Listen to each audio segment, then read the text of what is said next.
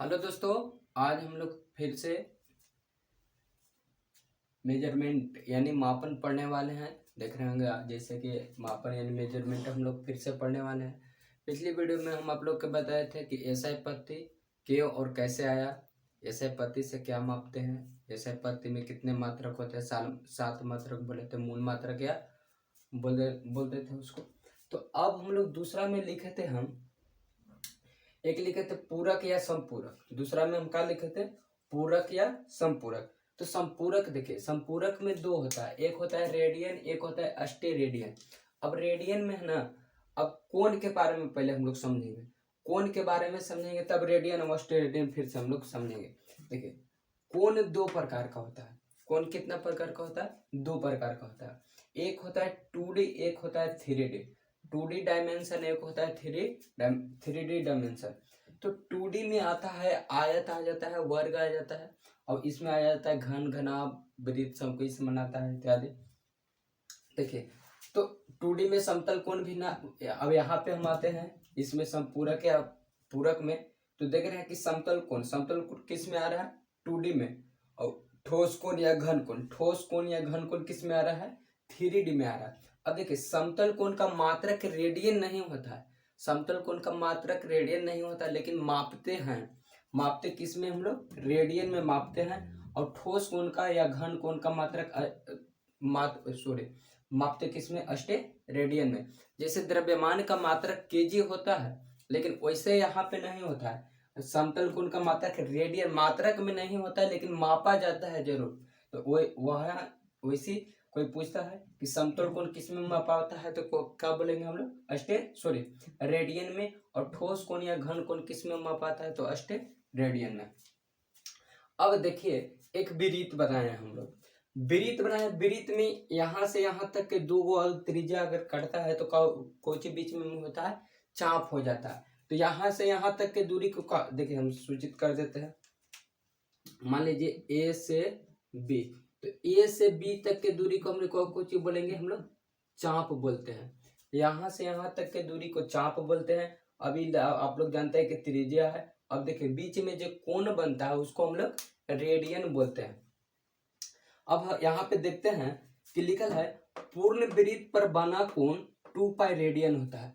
पूर्ण वृत्त पर मतलब कि पूरा वृत्त पर कितना डिग्री के? 180 डिग्री के कोण बनता है, सॉरी 360 डिग्री के कोण बनता है। लेकिन अगर कोई पूछता है कि रेडियन में क्या होगा, तो 2π रेडियन होता है। तो वह लिखल है कि पूर्ण वृत्त पर बना कोण 2π रेडियन होता है। और अर्धवृत्त आप समझिए, पूरा पर बढ़ रहा है 2π, तो आधा पर कितना बनेगा? यानी 2π बटे में 2, तो 2 से 2 कट जाएगा तो कितना बचेगा? Pi radian. तो अर्धवृत्त पर अगर रेडियन में पूछता है कि अर्धवृत्त में कितना रेडियन में होता है, तो पाई रेडियन बोलेंगे। अगर डिग्री में पूछता है तो कितना? 180 डिग्री। तो वही पाई का मान कितना होता है? 180 डिग्री। अब देखिए यहाँ पे तो हम बोल सकते हैं कि पाई रेडियन बराबर में 180 डिग्री, क्या कि पाई का मान कितना होता है? 180 डिग्री होता है। तो पाई रेडियन के मान हो गया 180 डिग्री। तो अब एक रेडियन के हम लोग निकालना चाहते हैं, एक पर काम करते हैं। तो एक रेडियन बराबर 180 बटे में पाई। अब पाई का मान कितना होता है? 22 बटे 7 होता है। तो एक रेडियन बराबर 180 गुने में, अब देखिए 22 बटे 7 नीचे लिखा था, तो मीन बटा के काम हो रहा है, तो ऊपर चल जाएगा पलट के, तो कितना हो जाएगा? 7 बटे में 22 हो गया।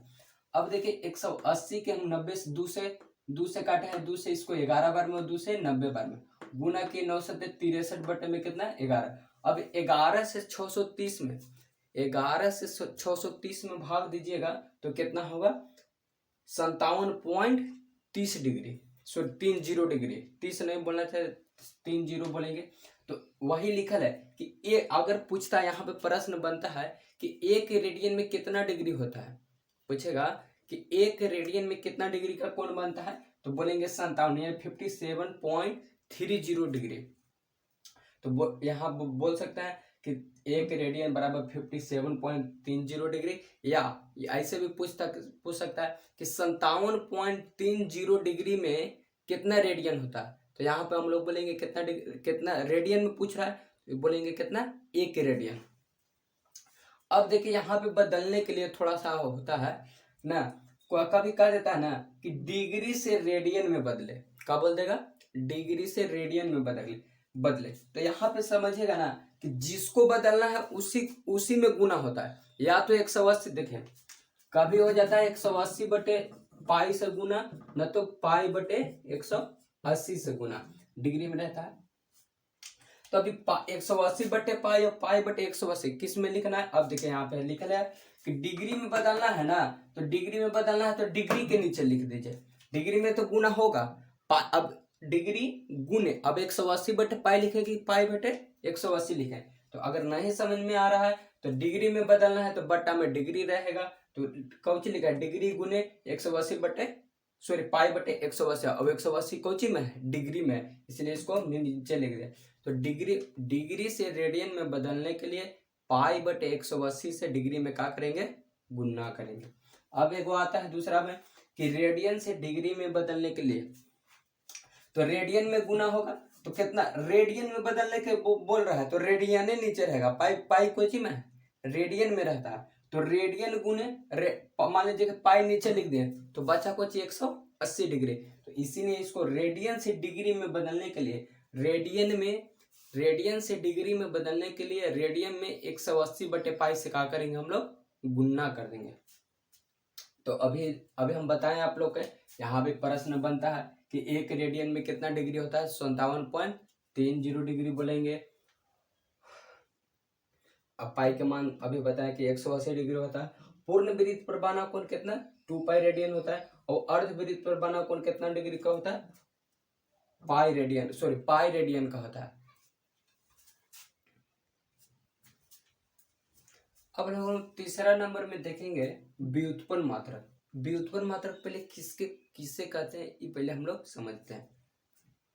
तो व्युत्पन्न मात्रक किससे कहते हैं, वैसा मात्रक जो आधारी या मूल मात्रक की सहायता से निकलता है या ज्ञात किया जाता है उसे कहते हैं, क्या कहते हैं, व्युत्पन्न मात्रक कहते हैं। व्युत्पन्न मात्रक किससे कहते हैं, वैसा मात्रक जो आधारी या मूल मात्रक की सहायता से निकलता है उसे क्या कहते हैं हम लोग, व्युत्पन्न मात्रक कहते हैं। मतलब कि कहने का मतलब ये है कि अगर जो भी व्युत्पन्न मात्रक निकलेगा वो आधारी या मूल मात्रक की सहायता से निकलेगा। जिस 7 गो हम बताए थे उसके सहायता से क्या निकलता है, व्युत्पन्न मात्रक। लेकिन मूल मात्रक या आधारी मात्रक किसी की सहायता से नहीं निकलता, वो मूल है, उसको नाम में है मूल मात्रक। अब देखिए जैसे में हम लिए हैं, जैसे में लिए हैं घनत्व तो बराबर होता है द्रव्यमान बटे में आयतन। अब देखिए द्रव्यमान की ऐसा मात्रक कौन होता है, केजी, द्रव्यमान के कोची होता है केजी, और बटे में आयतन के कोची होता है मीटर क्यूब। तो यहाँ पे लिख सकते हैं कि घनत्व की ऐसा मात्रक केजी मीटर क्यूब, केजी पर मीटर क्यूब। तो घनत्व का ऐसा मात्रक क्या होता है, केजी पर मीटर क्यूब। अब वेग के पूछता है कोई कि वेग का ऐसा मात्रक क्या है, तो वेग का विस्थापन के ऐसा मात्रक कुछ होता है मीटर, और समय के कुछ होता है सेकेंड। तो इसको हम बोल सकते हैं कि मीटर पर सेकेंड बोल सकते हैं। अगर कोई हमसे वेग के पूछता है कि वेग की मात्रा क्या होता है तो मीटर पर सेकेंड होता है। दूरी को कोई पूछता है तो दूरी चाल के ऐसा मात्रा क्या होता है, मीटर पर सेकेंड होता है। और गुने में कुछ इसका कुछ होगा सेकेंड होगा। अब देखिए यहाँ से कट जाएगा तो कुछ बचेगा मीटर, यानी दूरी की ऐसा मात्रा का होता है मीटर होता है। दूरी की ऐसा मात्रा का होता है मीटर होता है। कैसे निकला अभी हम बताएं, वेग के बारे में भी बताएं, अब इसको बारे में बताएं। एगो मान लीजिए आप उदाहरण ले लेते हैं, आवेग बराबर